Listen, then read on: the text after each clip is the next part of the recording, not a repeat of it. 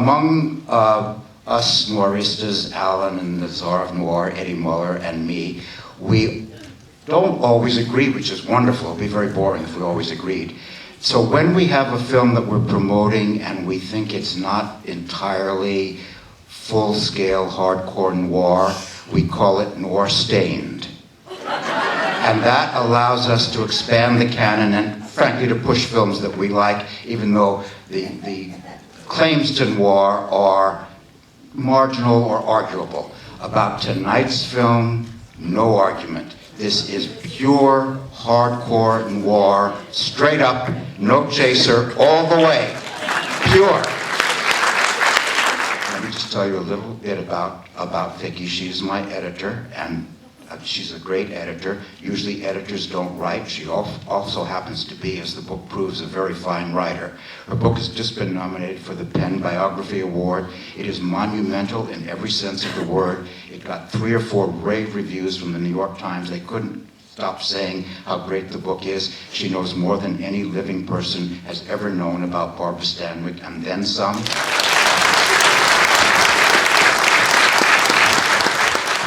Is this her finest hour, or at least her most bravura? Well, I think it's a pretty extraordinary performance. And, you know, they filmed this movie in sequence because there's no way that she could have sort of gone in and out of that. And so Anatole Litvak filmed it. I mean, he asked her, would you like that? And she's fortunately for herself said yes. And it was interesting because I'm wondering if the man in the restaurant, even though when he's outside of the telephone booth, it doesn't look like Anatole Litvak, but the man in the restaurant does look like Anatole. And I'm wondering if it was Anatole Litvak. It's certainly his finest hour, for sure. But it was great to see it. I mean, I've seen it a couple of times on the big screen, as they say, the big screen. But I see all kinds of wonderful things each time I see it on the big screen that, of course, you don't get when you're looking at it on a... But I noticed something. I wonder if anybody else got it. The phone is sometimes chipped and sometimes clean. Did you all get that? I did get the chipped phone. You did get, it's not always chipped. I did a double take at that chipped phone. I never noticed it before. Well, God, I mean, she's throwing it around back and forth. But what I think is so brave about this performance, and it probably says something about Stanwyck in general, she doesn't need us to like her. She doesn't care. She's not the least bit interested in whether we like her or not. I mean, so many stars would have softened the character or made her charming. She's petty and ruthless and irritating, and it's wonderful. She doesn't take anything back. And you know, let me just say, but I can't finish the story, so don't ask me. I interviewed Lucille Fletcher, and Lucille Fletcher told me how she came up with this character. But I can't tell you. You're going to have to read volume 2 of my book. But wouldn't another actress have softened it or cared if we liked her or not? Well, it wasn't just that she didn't care. It's that she went to the absolute end. She went to 20 Dunstan Terrace. That's how far out she went with just being arch. But here's what I saw this time that I hadn't really seen before. And that is how fabulous Burt Lancaster is in this movie. Yes, he is good. He really is good. And he's often said to be miscast in this part. Not true at all. No, I think he's perfect. And of course, what's interesting is that his story, the character's story, Stevenson's story, is really her story in her own life. In her own life. But we'll get to that. But I always find her accent a little bit lower class. But not in this film. She puts on a society accent, which she keeps most of the time. Yeah, I don't really hear. I mean, occasionally but I didn't hear it here. I didn't hear any Brooklyn here. There's a flat A that comes in sometimes. I see it as New England because her family is an old New England family. What drew her to film noir? For those of us who love film noir, don't we think Barbara Stanwyck is queen of film noir? More great performances in noir than probably any other actress. Was there something in her that drew her to this kind of darker material? Well, to begin with, the most important thing to her was to work. And the second most important thing to her was a really smart, interesting script. And she had that in Sorry, Wrong Number. And so many noir scripts were good. And Double Indemnity. Obviously Double Indemnity, which of course was a movie that she was terrified to make.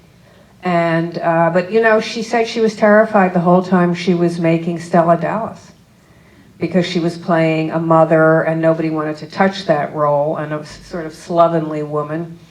And, you know, at that point in time, you know, people worried about how they were perceived and how people thought that, you know, how they looked on screen.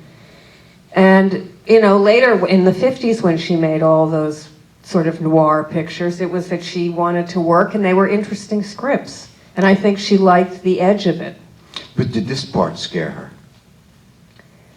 I don't know that it scared her. I mean, I've written about it already, and I didn't get that it scared her. I think what scared her was being able to sustain the emotion that she needed to keep going higher and higher and higher. But if she had played it differently, the ending wouldn't have worked, because she gets killed. And if you really love the character, how could you accept that ending? I know, actually, I realized this time she does get killed. I don't know, I've seen this movie probably 50 times, and it never had that reality that it had, and for some reason, maybe because it's such a spectacular screen. There's no way out for this character. No. She gets it. There's no reprieve. She definitely, and that train goes by, and that's it. And she's not going to be on that train. Watching Burt Lancaster, the camera loves him, and he's an extraordinary looking fellow. Let me ask you, as Stanwyck's biographer, and I can't answer this, was Stanwyck pretty? Well, I don't know. I mean, I think that pretty, it's more interesting than pretty. She's odd looking, she has moments of being quite beautiful. But moments not. And moments where she isn't, and she doesn't care. It just doesn't interest her. There's only one thing, and that's actually what Nancy Olson was saying. There was only one thing that really interested in her, and that was the truth of whatever the situation was. And that's why she doesn't ever, you know, her acting doesn't age or it doesn't date, because she always went for the truth. Does she go too far here, over the top, or does she keep it under where it needs to be for us to continue to believe in the character? Well, you believe in the character, but I think she goes slightly over the top to sort of drive it home. But it's not camp. No, there's absolutely nothing, there's nothing camp about it. But it's just heightened. It's heightened to the point where you are in the grip.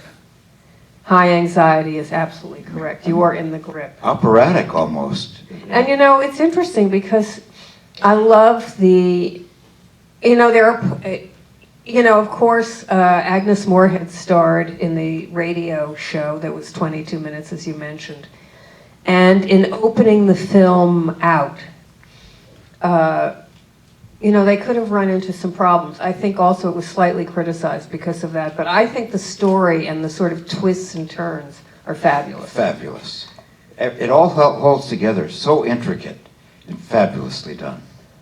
And now you've spent how many years living with Stanwyck? And I'm still living with her. You're still living with her. I'm writing volume 2. I spent 15 years living with our Miss Barbara Stanwyck because I have a full-time job, which I would do during the day, and then I would go home at night and write on the weekends. And, you know, it was, it took me a while to do it. Okay. Along all that time, and an author lives with the subject that the author chooses. Was she good company? Great company, because she was, you know, the word I use, she was a mensch. She didn't lie. She didn't lie to me. I mean, there were a couple of moments where I found out that she invented things basically to protect herself. One was that she said that she couldn't have children because she was a bleeder. Well, if you're a bleeder, you can't do your own stunts, which is one thing that she was famous for doing, and she loved doing it. And of course I found somebody who traveled with her in Ziegfeld, and then in some of the other shows that she was in, and she had had an abortion and couldn't have children, like many of these actresses of this age. But she didn't tell that. No, she was not going to say that. She was not going to say that. What after all the time spent, what single thing disappointed you the most about her? Well, there is the issue of her being the mother that she was. She was not considered... Mommy dearest. She wasn't mommy dearest, even though I would, Foster and I have had this conversation. I do not believe that Joan Crawford was mommy dearest. I do think that there was, I'm not going to go into Christina Crawford, I don't know her, but I've spoken to many people, including now Francho Tone's son, and I asked him if she was like that. Now that doesn't mean that she didn't show a darker side when he wasn't there. But I think he would have picked it up, and he knew her quite well. And I don't think she was. But Stanwyck wasn't really mommy dearest. She just didn't have the patience. She didn't have that impulse. And it's not just because her own mother died when she was 4 years old, because there are plenty of people who were orphans who are wonderful mothers. But she was not a wonderful mother. She was not, she just didn't have that gene in her. And she adopted a boy when he was 3 months old. And there are many ups and downs in this family. But when he was 6 years old, she sent him off to military academy. And the more lonely he was and the more he acted out, the more she sent him away. She didn't understand what it was he needed. And, there were things about her politics were not my politics, but, that was interesting to me because I was able to write about the politics in a way that I wouldn't have, I don't think, if we had had the same politics. So I was able to write. There's a lot of political goings on in this book. A lot of union organizing. She was against unions. And as far as she was concerned, she was like Leona Cotterill. You just walk right past that picket line and you do your job. That's not how I was brought up.